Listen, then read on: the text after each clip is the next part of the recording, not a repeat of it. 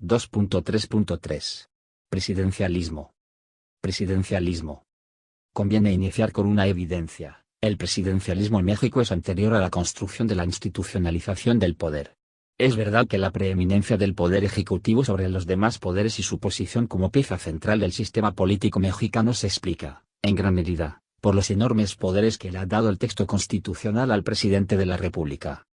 El presidencialismo mexicano ha estado y está constitucionalizado, pero también es cierto que, junto con el diseño constitucional, el contexto político resulta determinante para que las facultades jurídicas el poder político del presidente se haya desplegado a plenitud. Punto. En el Congreso Constituyente de Querétaro de 1916-1917 la discusión sobre el régimen presidencialista también se hizo presente. Cuando Venustiano Carranza presentó su proyecto de reformas a la Constitución de 1857, en el discurso inaugural del Congreso Constituyente, dibujó la opción entre parlamentarismo y presidencialismo. Carranza acabó inclinándose por este último régimen y dotando, en consecuencia, al presidente de un gran cúmulo de facultades, mientras por otra parte se limitaba deliberadamente al poder legislativo con el fin de que no pudiera, dijo entonces Carranza, estorbar o hacer embarazosa y difícil la marcha del poder ejecutivo. Jorge Carpizo, El presidencialismo mexicano, nota 148, página 41. Punto. Ni los porfiristas, escribe Arnaldo Córdoba, con la inveterada adicción al poder autoritario y dictatorial, fueron jamás capaces de imaginar siquiera una legitimación tan completa y contundente del poder presidencial con la fuerza y la autoridad con que queda diseñado en la Constitución de 1917, Arnaldo Córdoba, nota 170, página 123. Otra fecha significativa para el presidencialismo mexicano, algún tiempo después del Constituyente de 1916-1917, la representan año de 1935, cuando se produce la expulsión del país del expresidente Plutarco Díaz Calles del entonces presidente Lázaro Cárdenas. A la expulsión supuso el cambio de un presidencialismo personalista al estilo caudillista a un presidencialismo institucionalizado porque, a partir de entonces, los cambios en el poder, las sucesiones en el liderazgo nacional, quedarían enmarcadas por un complejo entramado institucional construido alrededor del presidente y del partido oficial que estaba consolidándose. Además, con esa decisión, Cárdenas estableció una de las reglas fundamentales del sistema político mexicano: todo el poder sería para el presidente, pero solo por 6 años, sin posibilidad de extender su mandato fuera de superior. Rodrigo Gutiérrez Rivas, El conflicto Calles-Cárdenas, un acercamiento al origen del presidencialismo mexicano, ensayos sobre presidencialismo mexicano, México, Aldus, 1994, página 65.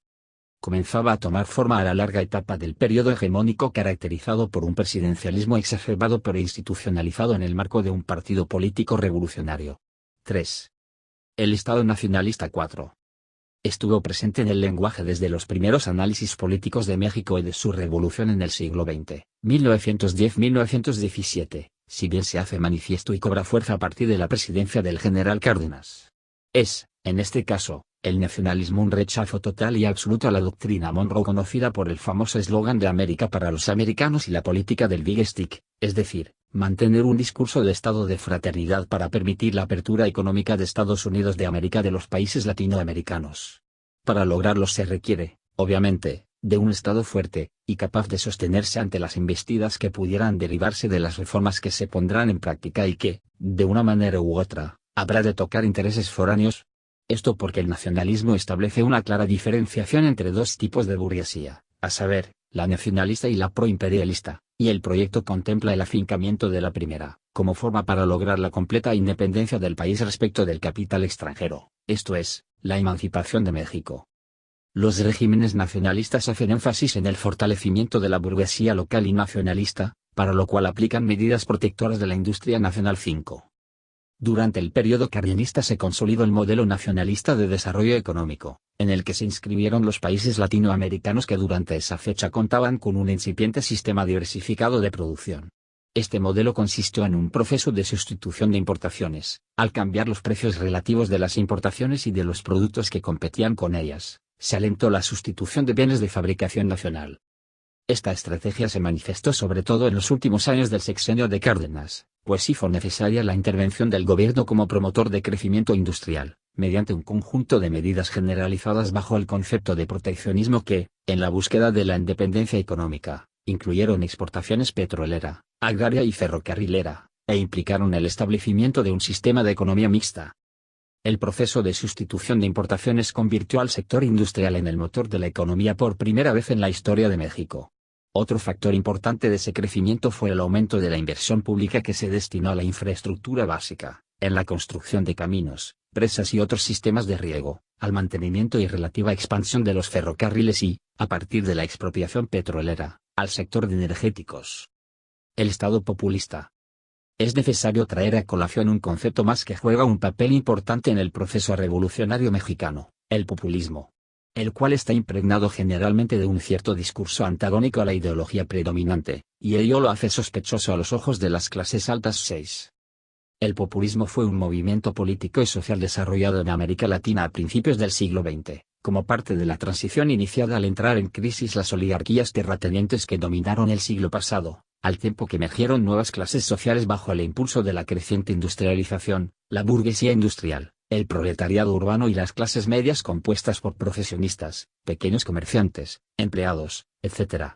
Sin embargo, debido a que ninguno de esos grupos tenía aún la fuerza necesaria para tomar el poder político e imponer un nuevo orden socioeconómico, se hizo necesaria la presencia de un gobernante central fuerte, capaz de establecer un equilibrio entre los grupos opuestos, que permitiera la destrucción del antiguo régimen.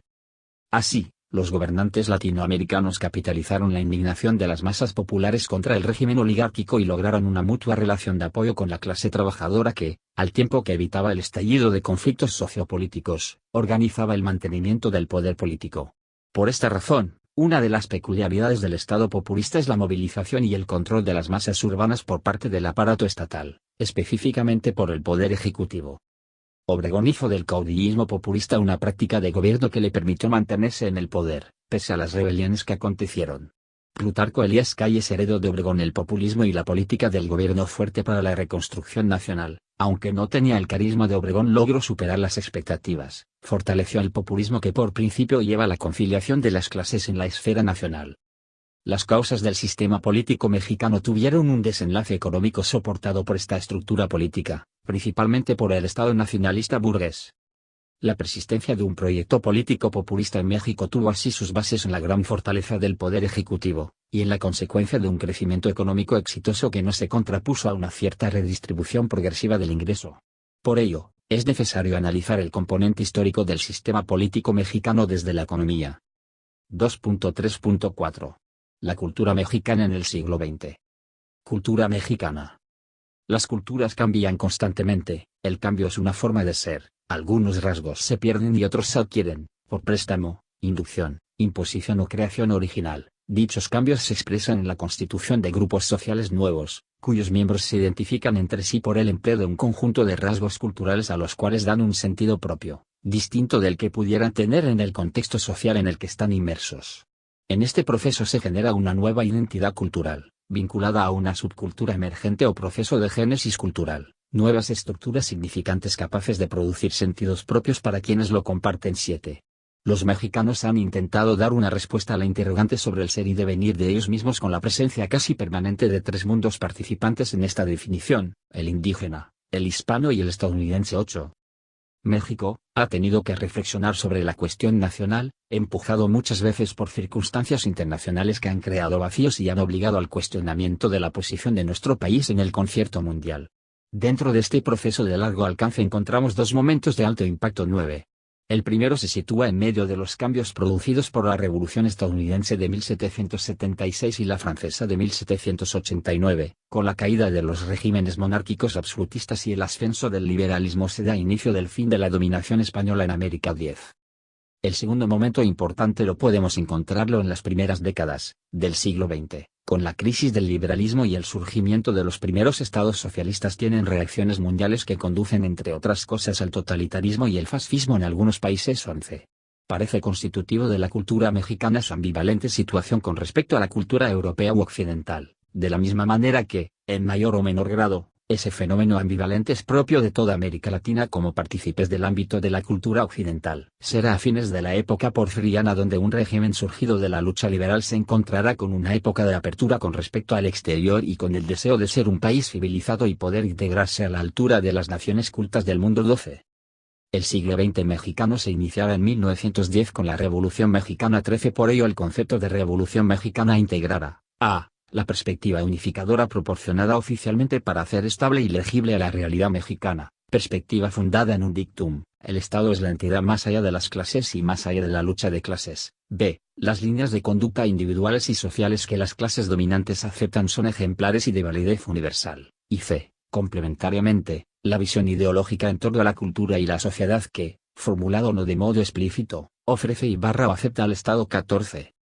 En lo cultural, la Revolución Mexicana, en este caso, el aparato estatal, fuera del periodo de Vasconcelos en la Secretaría de Educación Pública y del proyecto cardenista, ha carecido de pretensiones teóricas y ha oscilado en sus intervenciones prácticas, sin que ello advierta contradicción y estrecheces de un nacionalismo cultural al frecuente oportunismo de una actitud, del afán monolítico a la conciliación. 15. Este elemento se extiende hasta el año de 1968 y la década de los 70. Uno de los momentos de gestación de la cultura de la Revolución Mexicana fue cuando José Vasconcelos hace venir de Europa a Diego Rivera y a Montenegro, pintores a quienes les ofrece los muros de los edificios públicos para sus obras. Rivera empezará por pintar a la encáustica en el Anfiteatro Bolívar de la Universidad, y Montenegro en la ex iglesia de San Pedro y San Pablo.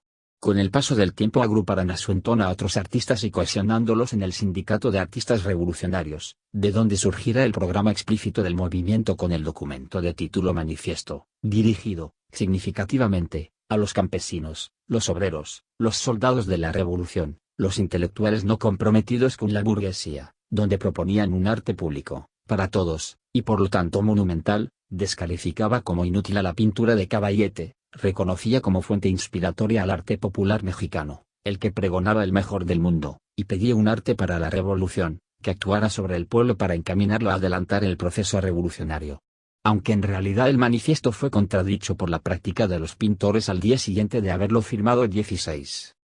Un componente central de esta escuela mexicana es su nacionalismo, lo cual se convertía en un hito romántico, en el último romanticismo posible. Artistas como Javier Guerrero, Alba de la Canal, Fernando Leal, Fermín Revueltas serán expresión de ello.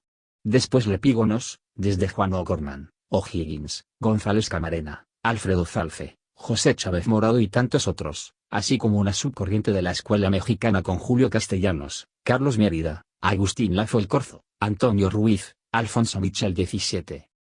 La hora de volver los ojos a la realidad nacional había sonado, y en ese camino anduvieron Candelario Huízar y sobre todo Carlos Chávez y Silvestre Revueltas, quienes llegaron a entenderse en el medio mexicano como la contrapartida, en términos musicales, del movimiento muralista 18. Silvestre Revueltas, muerto joven, suele ser considerado el músico más dotado que haya producido el país.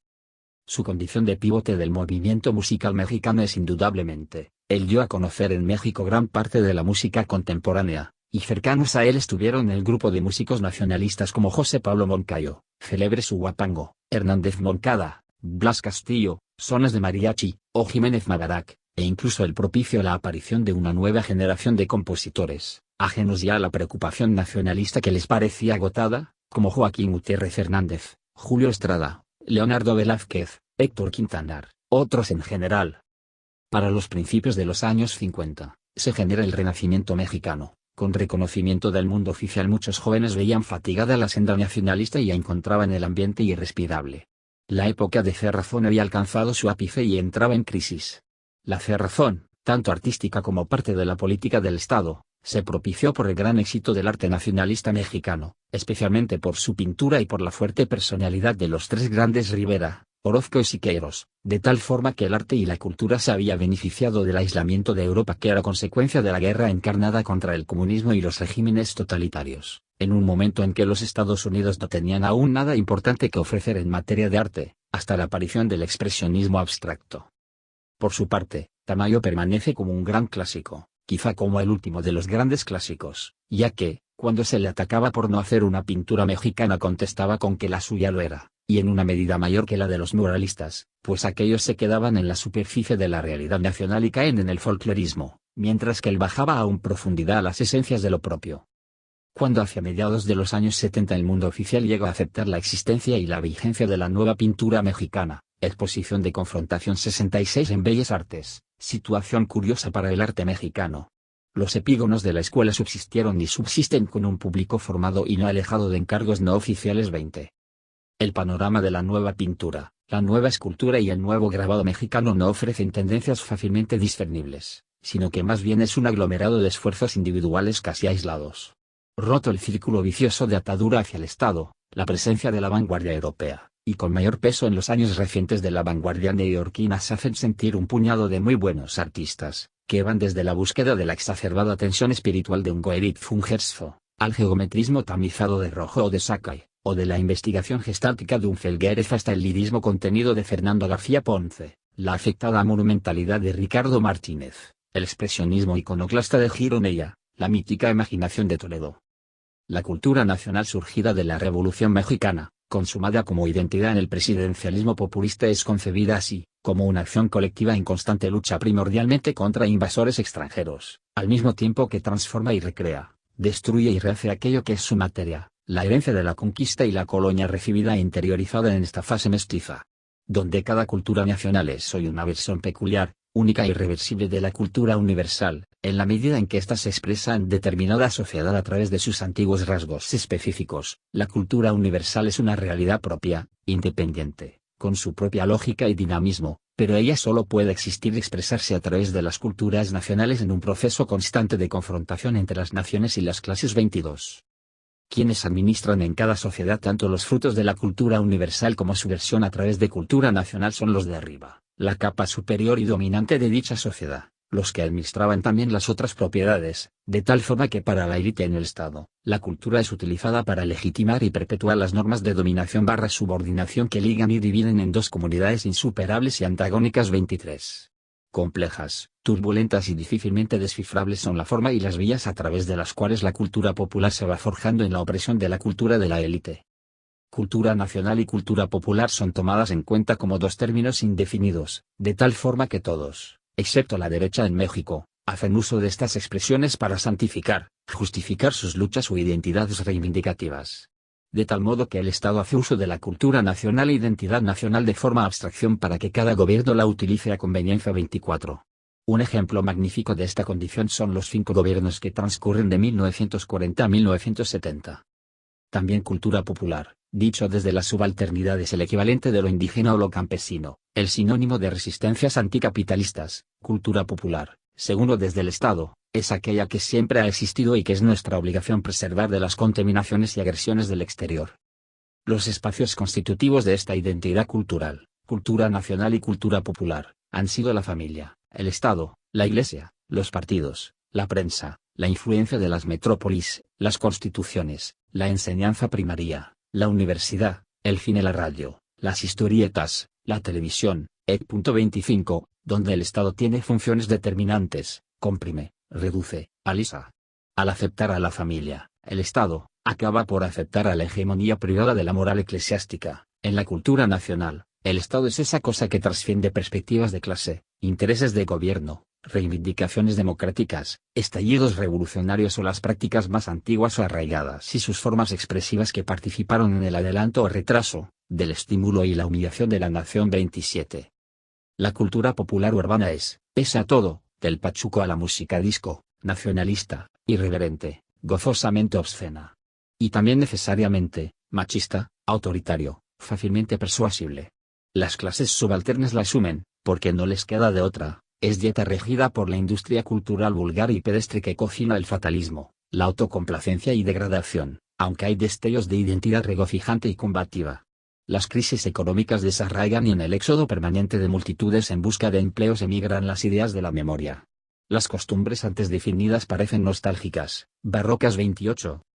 La formación de una identidad nacional, distinta de las europeas o de las de otras partes del mundo, pero a la vez consciente de sus afinidades culturales y de los aportes que en especial las primeras han hecho al acervo de nuestro país. 29. Los enfrentamientos políticos entre conservadores y liberales, entre liberales y radicales, entre católicos y protestantes, entre positivistas y revolucionarios, o entre marxistas, estatistas y neoliberales, muchas veces ocultan y transmiten visiones de nuestra historia que en el fondo no superan ni aventajan en nada los debates de los primeros años de la independencia. 30. Pérez Montfort como Sheridan llegan a la conclusión de que la revolución, al mismo tiempo que permite descubrir una multiplicidad de realidades culturales, terminará proponiendo demográficamente el nacionalismo revolucionario como un nuevo marco encargado de darle unidad a esa diversidad, intentando resolver de esa manera las carencias de la política revolucionaria 31.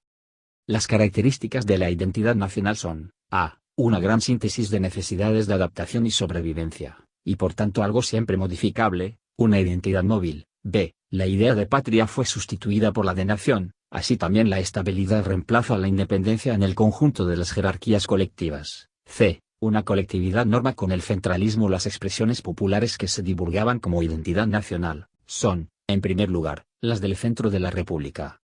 La emigración permanente o de larga duración hacia las ciudades y los polos de desarrollo agrícola, ya crean situaciones completamente novedosas que nos obligan a pensar muchas cuestiones en torno de la identidad cultural. En la Ciudad de México y en muchas otras villas durante el periodo colonial hubo siempre barrios de indios, aunque formalmente estuviesen segregados del perímetro español. Siempre existieron indios urbanos, los había ya mucho antes de la invasión. El fenómeno actual pues, no carece de antecedentes históricos, pero es cualitativamente distinto porque ocurre en una sociedad nacional que cambia de modo acelerado, tanto en sus relaciones sociales como en sus prácticas culturales. 33. La identidad nacional no se presenta hoy tan firme y acabada como supone el discurso. Hay fisuras, inconsistencias, contradicciones y desigualdades, cuya fuerza centrífuga muestra el error de fondo del proyecto homogeneizante, su pretensión de sustituir las ricas y variadas culturas reales por otra, necesariamente artificial y acartonada, que se postula como superior y englobante de las demás. 34. Esta ha sido precisamente la razón del conflicto histórico entre la pluralidad cultural de nuestra sociedad y el proyecto de imponer una cultura única a la cual se atribuye la condición de nacional. Si a esto se añade que el patrimonio, se afirma, es común a todos los mexicanos, en la realidad no es accesible para todos en la misma medida y, en cambio, si se concentra y beneficia a minorías privilegiadas, el conflicto entre identidades, por un lado la nacional y, por otro, las excluidas y vueltas ilegítimas, se puede entender como una lucha por obtener o mantener el control de parcelas del patrimonio cultural las cuales son significativas para la cultura nacional. 35. El Estado y la cultura. El Estado, surgido de la Revolución, para la década de los años 20 quiere equilibrar el peso de una cultura nacional, determinando lo cultural cínicamente por las necesidades y los alcances de su élite. Para ello alentar a una cultura popular, como aquella presencia que confiere pertenencia a todos a su proyecto de nación. Esta élite articula una concepción estatal donde, la revolución no verá la irrupción de las masas en la historia, sino el advenimiento paulatino de la civilización en el seno de las masas.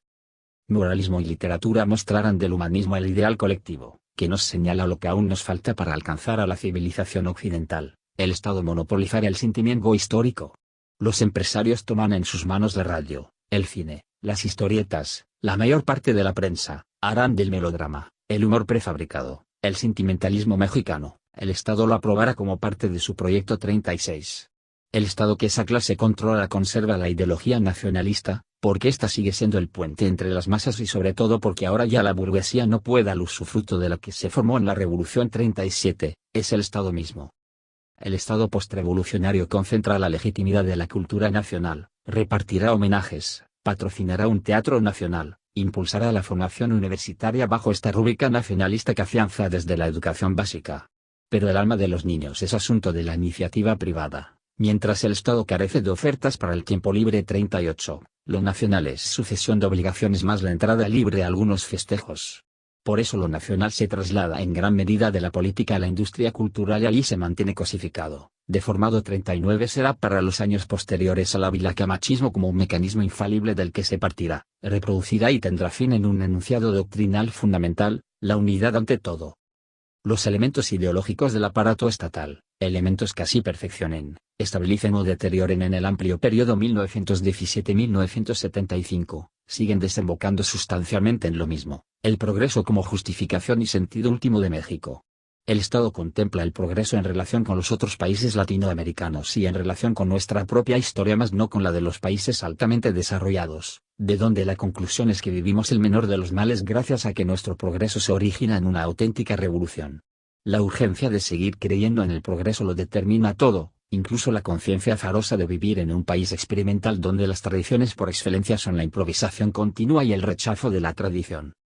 El Estado en su afán de progreso, oculta o pospone la lucha de clases en beneficio de una sociedad fantástica enmarcada por un concepto que es solución de continuidad, la unidad nacional. Todos, ricos o pobres, somos lo mismo, mexicanos.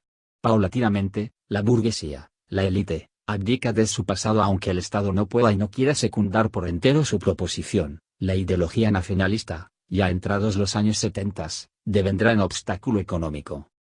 La industria cultural buscará desorganizar a las masas, impedir a los trabajadores reconocerse en una identidad propia, atomizar sus voluntades, desintegrar sus seguridades, mantener sus conciencias en una fase infantil, en una fase de dependencia hacia el Estado paternalista, hacia el patrón adulto, hacia el Estado memoria. Esta complementación entre ideología estatal e industrial cultural converge en un único vértice: evitar, postergar, diluir todo lo que tienda a la organización independiente, autónoma y sin tutelas de los trabajadores y de las masas. La función de la cultura de la Revolución Mexicana ha sido, la más de las veces, ir legitimando el régimen en turno, aportando una atmósfera flexible y adaptable a las diversas circunstancias políticas, capaz de ir de la consigna monolítica "no hay más ruta que la nuestra" al mecenazgo simultáneo de corrientes opuestas. México pertenece incondicionalmente a la cultura occidental, a cuyo banquete llegó tarde pero con entusiasmo. El uso político de esta cultura de la Revolución Mexicana ha invalidado cualquier examen crítico de la tradición, por el contrario, ha estimado que tradición es acumulación acrítica, y ha conducido al manejo superficial e incrédulo de las prácticas nacionalistas. El nacionalismo cultural ha desembocado en un rechazo político de la cultura de las metrópolis y sus variantes locales, sino en la arrogante petición de reconocimiento de existencia 45. 2.4. Políticas económicas de crecimiento y desarrollo en la segunda mitad del siglo XX mexicano. 2.4.1. Política económica del Estado mexicano en la reconstrucción de la nación. La Revolución Mexicana culminará con la reconstrucción del Estado con el objetivo de instaurar un control central político y militar de todo el territorio nacional, así como la pacificación y la supresión de las rebeliones emanadas de la fase armada o posterior a ella, hasta la de la Huerta. Tal reconstrucción buscaba asegurar la soberanía política y económica del nuevo Estado frente a fuerzas extranjeras. Sin embargo, las bases materiales para darle forma a la soberanía política implicaban una soberanía financiera, aspecto que se encontraba muy complicado llevar a la práctica. La soberanía financiera implicaba imponer un control de las finanzas públicas, 2. Garantizar el flujo de ingresos, 3. Garantizar la autoridad fiscal del gobierno central, 4. Apalear la contracción del crédito externo e interno, 5. Cumplimiento de las obligaciones de la deuda externa, 6. Administración de las empresas del gobierno, y 7. Mantenimiento de la administración pública. Tales acciones fueron logradas con base en la centralización y aumento de los ingresos por parte del gobierno, por la vía del cobro de impuestos por el pago de bienes y servicios, con la ampliación del crédito que generara la circulación de moneda y billete, aumentando la liquidez en los gastos y reorganizando la inversión pública y privada que se vio fracturada por la fase armada. Estos aspectos implicaban por el vértice la intervención del Estado en la vida activa de la economía. Después de la Revolución, como parte del proyecto de constitucional, se considera que en México, debía de haber cambios paulatinamente marcados, de una reorientación económica basada en el crecimiento de la producción por medio de un modelo de exportaciones de materias primas y minerales, por uno de crecimiento del mercado interno en la producción industrial. Dicho modelo tendría como objetivo inmediato hacer que el Estado regulara la producción nacional, desplazara, a un segundo nivel, a los inversionistas y bancos privados o comerciales como instrumentos de préstamo e inversión, asegurando la inyección de sus capitales a ciertas ramas de la producción. Por otra parte, es cierto que serán los movimientos políticos de los personajes del poder, aunados a la oferta y la demanda de las mercancías, los que definirían el comportamiento de la economía, ya sea de crecimiento o de estancamiento, como lo explica Fitzgerald. En todo caso, lo que las diferencia realmente es en cuándo inicia y cuáles son las condiciones de posibilidad que implicaron el crecimiento sin estancamiento del mercado interno y la regulación en la fiscalización, no solo de los nacionales, sino de la banca privada.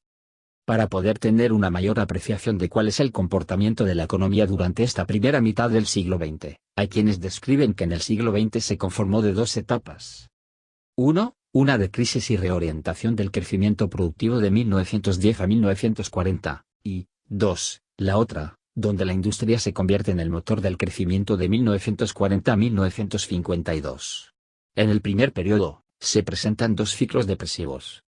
1. El primero de 1913-1916, que abarca la fase armada de la Revolución hasta antes de la promulgación de la Constitución, y 2. El segundo ciclo de 1927-1932, que abarca el tiempo en el cual se llevó a cabo la Gran Depresión Internacional y su respectiva crisis político-económica. De manera lateral hay que apreciar que ante estos ciclos depresivos también son distinguibles dos ciclos de recuperación. 1. El primero de 1916-1926 que inicia de manera formal con la promulgación de la Constitución mexicana y va a parar hasta las postrimerías de la Gran Depresión. 2. El segundo ciclo abarca de 1933-1952 y se prolonga durante muchos años más, es conocido bajo el nombre de desarrollo estabilizador. Ahora pasemos a explicar cuáles fueron las características de cada ciclo.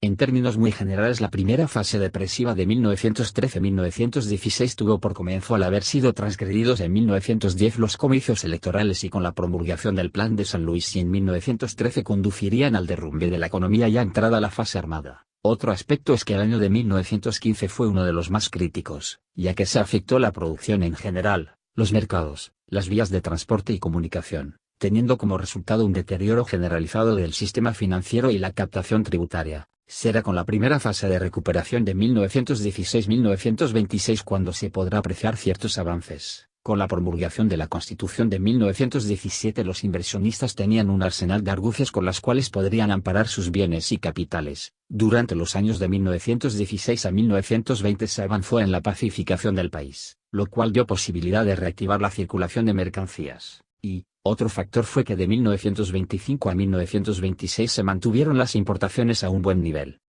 Sin embargo, no todo fue favorable en esta fase de recuperación, puesto que no había forma de asegurar estas condiciones favorables en el ámbito internacional. Es decir, para el año de 1921 terminó el auge exportador de materias primas por el fin de la Primera Guerra Mundial, lo cual implicaría que Estados Unidos sufriría una especie de proteccionismo intermitente ante la sobreproducción de mercancías.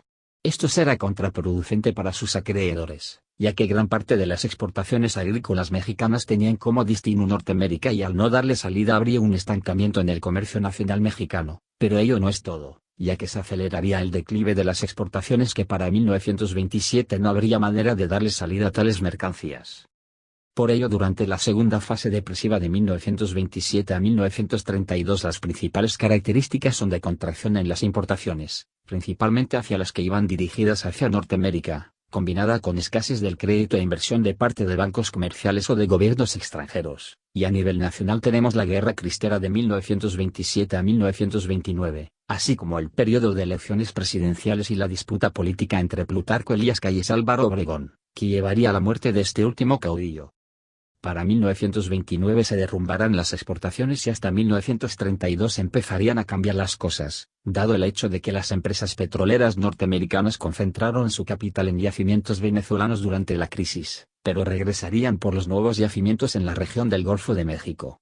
También se percibía una severa contracción en la demanda de manufacturas y de la agricultura. El segundo ciclo de recuperación de 1933 a 1940 tuvo como principal eje el reajuste en las fuerzas políticas internas y en perspectiva productiva después de 1933, generando desde el poder un discurso político proteccionista que ponderaba el nacionalismo económico como una forma de rechazo a la oferta de mercancías de importación, aunque manteniendo inversiones extranjeras directas en ramas importantes. Durante este ciclo las políticas públicas se orientaron a crear infraestructura como la eléctrica, a la recuperación de las importaciones, teniendo como principal interlocutor a Estados Unidos e Inglaterra. Se agilizarían las transformaciones cardenistas desde su ascenso al poder en 1934, implicando una especie de crecimiento industrial interno y la denominada consolidación del capitalismo mexicano, pues la agricultura también se favoreció, excepto en ciertos tiempos por malas condiciones climáticas y por el reparto masivo de tierras. Como podemos apreciar, durante estas primeras 4 décadas del siglo XX el comportamiento de la economía estuvo definido por la dependencia internacional de las economías nacionales y por factores tanto internos, como la Revolución Mexicana, o externos como la Primera Guerra Mundial, así como la Guerra Cristera y la sucesión presidencial de 1928 o la Gran Depresión económica. La fundación del Banco de México. En un inicio, el sistema bancario porfirista estaba conformado por bancos comerciales privados con una marcada contradicción entre la ley bancaria que regulaba los bancos de emisión, depósito y descuento, y la realidad crediticia del país. Estos bancos funcionaron como establecimientos semifraccionarios y semihipotecarios, con una emisión múltiple de moneda o billete, y no existía ningún órgano de inspección ni vigilancia que asegurara el funcionamiento sano de los bancos del gobierno y protegiera sus intereses. Durante los años 20 el crédito externo e interno al gobierno era casi nulo por parte de cualquier fuerza política internacional. En 1922 se triplicaría la deuda al firmarse el Pacto de la Huerta-Lamont, ello cuando durante la gestión del secretario de Hacienda de parte del mismo Adolfo de la Huerta, Su gestión tuvo la característica de ser conservadora, restrictiva y desordenada, y para aliviar el desequilibrio financiero impuso una rigurosa austeridad, incluyendo reducciones de sueldos y de personal, y suspendiendo las pocas obras públicas que se habían empezado. Su resultado fue negativo para el gobierno. De la Huerta renunció al cargo en septiembre de 1923 para dedicarse a su campaña electoral, que terminaría desembocando en una rebelión. Por otra parte, Alberto J. Pani lo suplió, y se mantuvo en el puesto hasta 1927. Pani ordenaría las finanzas públicas con una política de austeridad y con una reforma fiscal en 1924 que daría origen al impuesto sobre la renta. También realizó la reorganización de la banca como instrumento central para la emisión de dinero en moneda o billete. También tuvo que lidiar con el Comité Internacional de Banqueros respecto a la deuda pública y sobre nuevos préstamos, así como la separación de la deuda ferrocarrilera de la deuda total, de tal forma que se aseguraban las relaciones entre banqueros y el gobierno mexicano por medio de la enmienda Pani-Lamont firmada el 23 de octubre de 1925. La centralización e intervención estatal consistió por entonces en crear las bases institucionales del nuevo gobierno, uno de cuyos pivotes más importantes sería la creación del Banco Central. La creación de este tipo de banco en México estaba prevista en la Constitución de 1917, en el artículo 28, pero aún faltaban recursos para materializarlo. La primera Convención Nacional Bancaria en 1924, con Pani en la Secretaría de Hacienda, creó la Comisión Nacional Bancaria, decretada el 29 de diciembre de 1924 y entraría en vigor el 7 de enero de 1925, mismo mes en el que empezaría a funcionar. De la misma forma, la Ley General de Instituciones de Crédito y Establecimientos Bancarios fue promulgada el 24 de diciembre de 1924 y entró en vigor el siguiente año. Esta ley otorgaba al gobierno mayor autoridad formal para supervisar las operaciones de los bancos privados, obligaba a los establecimientos bancarios nacionales y a las sucursales de los bancos extranjeros, en un término de 3 meses a partir de diciembre de 1924, presentaran ante la Secretaría de Hacienda constancias para obtener autorización para poder continuar sus operaciones o serían clausuradas. En este caso no se muestra la negativa de tales bancos privados, como oponerse a algo que le beneficiaría a la larga. Para septiembre de 1925 el programa de ajuste presupuestal, impulsado por Pani desde la Secretaría de Hacienda, permitió la acumulación de más de 50 millones de pesos solo con que inició la operación del Banco de México. Los comisionados para diseñar el Banco de México fueron Manuel Gómez Morín, Elías Sociedad Anónima de Lima, Fernando de la Fuente y el propio secretario de Hacienda Pani. Uno de los primeros movimientos que realizaría la secretaria de Hacienda será decretar que los impuestos a la producción y los derechos de exportación del petróleo fueran regidos a favor del Banco de México, que desde entonces empezaría a administrar los fondos estratégicos del Estado.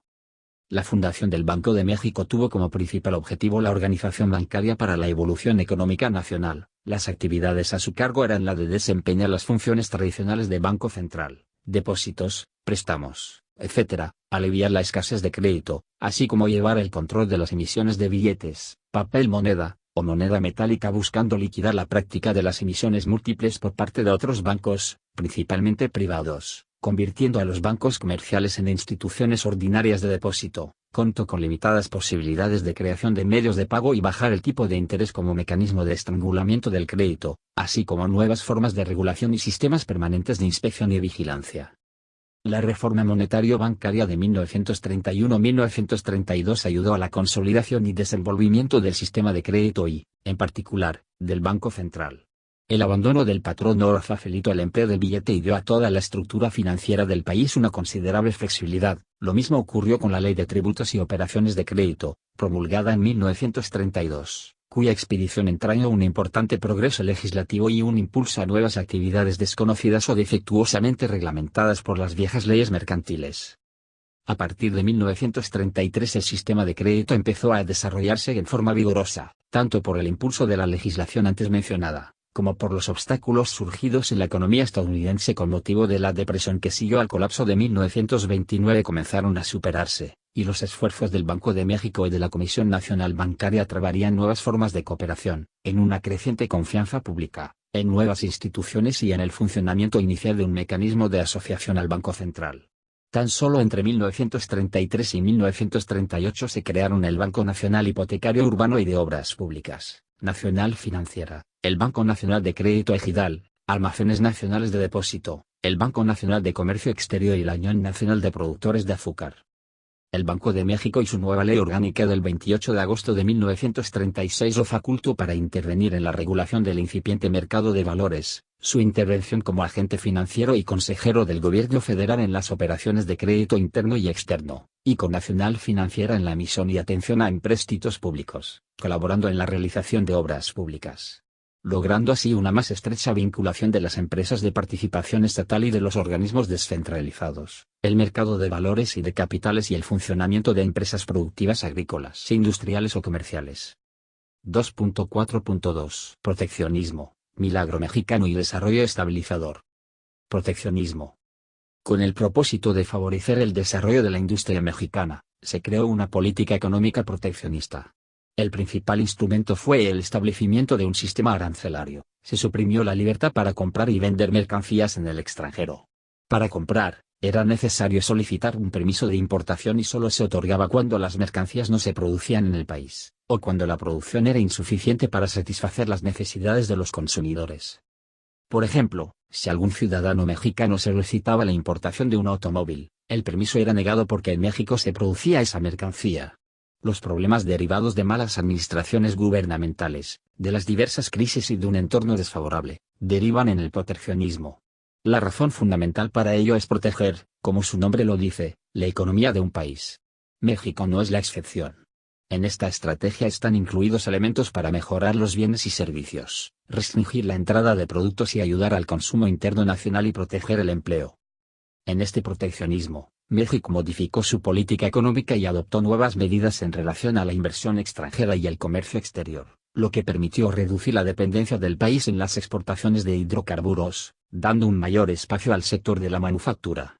Las características del proteccionismo que propició la estabilidad en el periodo de 1954-1970 fueron: favorecer la industria nacional y extranjera mediante el proteccionismo a través de una serie de políticas de apoyo al crecimiento económico, tendentes a crear infraestructura, carreteras, puentes y caminos, que facilitaran la transportación de mercancías a todas las regiones del país.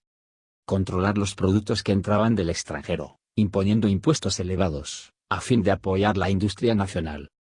Reducir impuestos a los habitantes del país en pago de servicios. Mantener la estabilidad cambiaria peso-dólar, para lo cual el gobierno contaba con una reserva en dólares que le permitía hacer pagos a Estados Unidos, con quien tenía tratos comerciales y financieros. A la sociedad. Combatir la inflación, elevando costos de productos y garantizando una industria nacional con vías al desarrollo. Junto con el proteccionismo se fomentó la inversión nacional, atendiendo problemas de educación, vivienda, infraestructura y salud, en medio de una economía debilitada, por lo que se dice que hubo agotamiento de la etapa de desarrollo estabilizador. Este agotamiento se derivó de las siguientes causas. El campo, principal fuente de recursos para el financiamiento industrial, se enfrentaba a una fuerte crisis debido a su descapitalización, generando con ello una considerable baja en la producción de alimentos, hecho que provocó migración del campo a la ciudad. La industria dejó de contar con el apoyo del campo y con la protección que el Estado le aportaba mediante subsidios, lo cual impactó en que la industria fuera incapaz de inscribirse en el mercado internacional y, por ende, presentar dificultades económicas para exportar.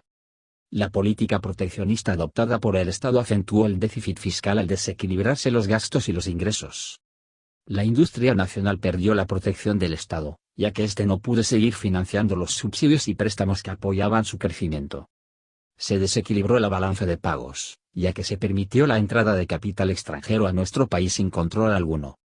Al agotarse la etapa de desarrollo estabilizador, el país entró en un proceso de crisis y, para subsanarla, fue necesario entablar negociaciones con los organismos financieros internacionales, tales como el Fondo Monetario Internacional, FMI, y el Banco Mundial. Las consecuencias de estos acuerdos se presentaron con los siguientes hechos.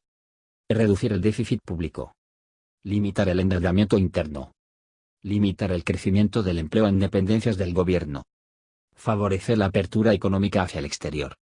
Controlar los aumentos salariales. Utilizar como avale el petróleo, hipotecando la principal fuente de ingresos de la nación. De 1940 a 1970 hubo un crecimiento de la tasa anual de la economía mexicana, de más del 6%. La producción manufacturera se elevó en esos años, la producción creció de forma acelerada. En 1940 el sector agrícola empleaba el 65% de la fuerza de trabajo en México, Pero 3 décadas después empleaba menos de la mitad de este. El sector minero registraba las más altas tasas de crecimiento anual de 1965 a 1968. Para 1970 México era en gran parte autosuficiente en la producción de comestibles, productos petroleros básicos, acero y la mayor parte de los bienes de consumo. Un indicio de la amplitud alcanzada por la industrialización mexicana, ocurre en el renglón de los bienes para la producción. Los esfuerzos combinados de la inversión de los sectores público y privado de México hicieron realidad la revolución tecnológica tanto en la agricultura como en la industria. A partir de 1940 cerca del 90% del total de la inversión fija bruta fue financiada con los ahorros internos. Todos los elementos positivos acumulados durante este periodo, a partir de 1940 en México, en su problematización ayudan a diferenciar esta etapa, así como las fases anteriores en la historia mexicana, por ejemplo con el porfirismo caracterizado por una especie de crecimiento, pero escaso desarrollo económico. Antes de 1930 predominaba el control y las propiedades estatales en los ferrocarriles y el sistema bancario. Durante la presidencia de Cárdenas, 1934-1940, las empresas estatales se extendieron hasta la industria rural, el petróleo y la energía eléctrica y en los años 70, más de 400 empresas que pertenecen al sector público o que son una mezcla de públicas y privadas. El gobierno poseía las industrias petroleras, las de energía eléctrica y de ferrocarriles, tenía plantas de acero y fertilizantes, fábricas de equipo ferroviario y varios bancos. La composición de su propiedad también es importante en la petroquímica, la aviación y la cinematografía, el papel de periódico y la explotación minera. El mercado se encontraba altamente protegido por el gobierno mexicano a partir de los años de Cárdenas y particularmente durante las presidencias de Manuel Ávila Camacho, 1940-1946-47, Miguel Alemán, 1946-1952-48 y Adolfo Ruiz Cortines, 1952-1958-49. Las políticas empleadas se enfocaron en recurrir al proteccionismo arancelario, en proposiciones considerables, para impulsar a los inversionistas nacionales a iniciar empresas que sustituyeran la importación, y durante los años 40 se elevaba la tarifa arancelaria en un corolario lógico de la meta de industrialización ampliamente difundida. Sin hacer que se rompan los resortes de la economía, se incrementaba la inversión para el desarrollo de sectores productivos controlados por el Estado incentivando inversión privada. La respuesta de la élite política y no mal vista por la población del gobierno presidencial de Ruiz Cortines, a la crisis de la devaluación de la moneda nacional mexicana, de 1954-1955 fue sorpresivamente dañina, pero soportable. Los elementos que procuran la estabilidad económica se lograron por 1. Una aplicación más vigorosa de los instrumentos monetarios y financieros desarrollados durante la quinta década y 2. Una creciente dependencia del funcionamiento externo para cubrir el déficit del sector público. Uno de los rasgos por los cuales México logró realizar la transición sin tener que sacrificar el crecimiento para la estabilidad es que el sector público no redujo sus inversiones en infraestructura. México estableció un sistema de financiamiento del desarrollo económico que acoge de las dos escuelas de pensamiento económico sobre la inflación en América Latina, la monetarista y la estructuralista. Por otra parte, el financiamiento extranjero estuvo a disposición de México. La inversión directa extranjera se apresuró a entrar al país bajo las condiciones establecidas por el gobierno mexicano. El mismo buen éxito de la política monetaria y financiera de México, al apoyar la inversión pública y a la vez estabilizar los precios, es solo un sustituto de lo que realmente se necesita, a saber, una reforma fiscal que incremente los ingresos del gobierno. Además de pensar que no esté sobre la base de un gobierno nacionalista burgués. Por otra parte, en el sector privado también hubo crecimiento proporcionalmente favorable en relación al Producto Nacional Bruto. La producción industrial representaba el 37% del PIB y ocupaba una quinta parte de la fuerza de trabajo, elemento fundamental de una economía nacional que desea desarrollarse. Sin embargo, el papel desempeñado por el sector agrícola en el proceso de la industrialización contribuyó en México de las siguientes formas. 1. Una virtual autosuficiencia en la producción de comestibles y, al hacerlo, suministró niveles elevados de consumo alimenticio. 2. Incremento en la producción de varios productos para el sector manufacturero y creció rápidamente. 3. Las exportaciones agrícolas se elevaron en más del 6% anual, en términos reales a partir de 1940 y crecieron del 25% al 50% del total de los ingresos debidos a la explotación de mercancías. 4. Durante 30 años, de 1940 a 1970, la fuerza de trabajo industrial y de servicio, creció al doble de la tasa de ocupación agrícola. 5. El gasto público entre 1942 y 196.150, destinado al desarrollo rural, fue mayor a los ingresos fiscales provenientes del México rural, lo que dio una entrada neta de ingresos en el sector agrícola, pero es menor que la transferencia neta de ahorros de la agricultura a la industria y servicios, efectuado por el sistema bancario, etc. 6. El creciente poder adquisitivo del México rural ha proporcionado un mercado de aplicaciones para los productos de la industria mexicana. 51. México disfruta de estabilidad política sin la cual hubiera fracasado la estrategia para el desarrollo, y el México rural creó las condiciones fundamentales para su estabilidad. La proximidad de México a los Estados Unidos tuvo diversos efectos sobre la economía mexicana. Una frontera en común con el mercado, que es el mayor del mundo, alentó, sin duda, el interés y la inversión de los mexicanos con vistas a las posibilidades de exportar, y las exportaciones de mercancías mexicanas a los Estados Unidos fueron en promedio de más del 75%, y eso ha facilitado toda la proximidad de tecnología. La estrategia mexicana para el desarrollo triunfó porque la evolución sociopolítica fue apoyada, más que obstruida, las políticas públicas y las respuestas del sector privado destinadas a acelerar el crecimiento. Otros países latinoamericanos adoptaron políticas similares y por lo general fueron víctimas de las presiones políticas y sociales, que en México fueron mejor contenidas. Porque México ha triunfado en donde otros han fracasado. 52. Desarrollo estabilizador. En estos 30 años, de 1940 a 1970, una gran parte de la rápida industrialización se pagó con mayores reducciones en el consumo de la gran mayoría de la sociedad mexicana situada en los últimos peldaños de la escala de ingresos, los más pobres. En México los ricos se han vuelto más ricos y los pobres más pobres, algunos en un sentido relativo y otros en forma absoluta. Dos generalizaciones seleccionadoras sobre el curso del desarrollo económico, que va de los años de 1940 a 1971, en México son: la primera, es que no hubo otro sistema político latinoamericano que haya proporcionado más recompensas a sus nuevas élites imperialistas industriales y agrícola comercial, y, la segunda, es que, con la excepción de los efectos de la distribución de la tierra, en ningún otro de los grandes países latinoamericanos el gobierno hizo bastante, directamente, a favor de la cuarta parte de la población y poco por las otras tres cuartas partes. Fin de la política económica de estabilización y el inicio a la transición. La segunda mitad de la década de 196.054 corresponde a los años del deterioro político y la toma de conciencia de que el crecimiento económico no había llegado al desarrollo pleno. Los eventos de 1968 sacudieron la conciencia nacional. A partir de entonces empezó a desaparecer la autocomplacencia política.